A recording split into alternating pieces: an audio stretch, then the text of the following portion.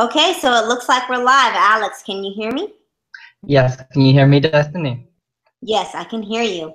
Okay, so just before we begin, this is a disclaimer that this video is for educational purposes only. Our viewpoints that are discussed in this video aren't necessarily our own, nor do they reflect our own ideologies per se. And once again, the purpose of this video is for educational purposes and meet the requirements for a university class. Agreed? Well said, and I absolutely agree. Okay, so just to start off, Alex, we know that Stevie signed this contract when he was only 21 years old, which was more than 40 years ago. When Stevie signed this contract, what exactly was the process to ensure that he understood what he would be agreeing to? So that's just the inherent problem. There was a process, but I'd like to explain that this process was not exactly as well explained as some of these our sources have been saying. I do admit that my client agreed. He signed with his finger, he signed with witnesses present, but when it comes to a perpetuity clause in a 21-year-old boy who has just got over a very bad loss of with a bad contract at Motown, he was elated to be a part of this new contract and was taken advantage of, quite frankly. Okay. Okay. And what would you say? What would you say was Stevie's initial reaction after he realized that Vagoda's widow was receiving royalty payments 2 years after Vagoda died? Well, just to back up a bit, neither myself, his lawyers, or my client, Stevie Wonder, was aware of this type of action on the part of the late widow of Vagoda. We did not realize that she was using the money, this 6% royalty money, until 2 years after she had decided to make a claim with a probate court. She applied for a new license, and secretly she had actually had the music companies send this 6% royalty her way.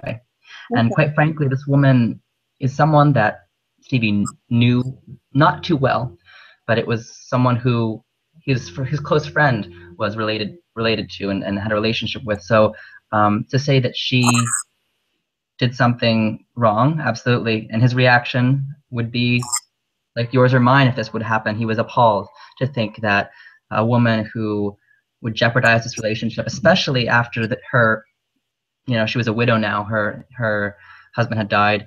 It was just wrong in many ways. His reaction was, he was shocked.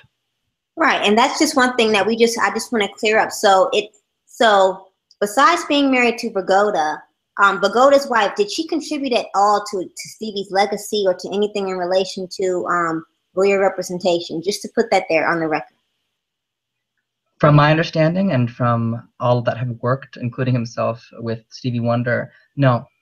She had only been as present as maybe a few meetings or, gatherings informal gatherings that had nothing to do with business, only friendship. Okay, so at this point in time, Alex, so where is Stevie in the litigation process? And just tying this all in, do you believe that Stevie has a good chance of actually winning this case? Absolutely.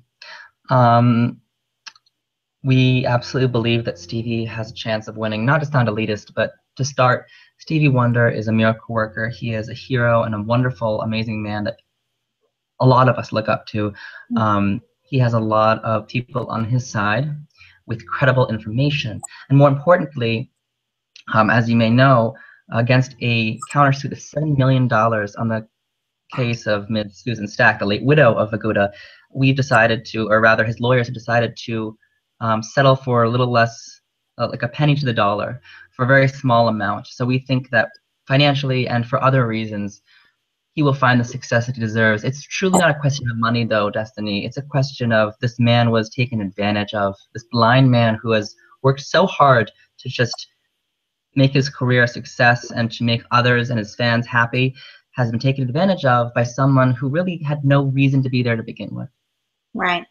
And is there anything else, Alex, that you would like to share with us? I just wanted to say that Stevie would like to thank all of his fans. He always has been an honest man, and he would never do something secretive. And that's why this is such a big deal for him. And additionally, because of the way that this has drawn out and how long it's been going on, we definitely, or his correspondence team, plan to schedule some form of a public statement directly to Ms. Strack and her correspondence in the nearest available time. All right, Alex. Well, thank you for your time, and thank you so much for actually providing some answers to these questions that so many of us wanted to know, including Stevie's fans. So have a good night, and once again, thanks. You as well. Thank you, Destiny. Bye-bye. Bye-bye.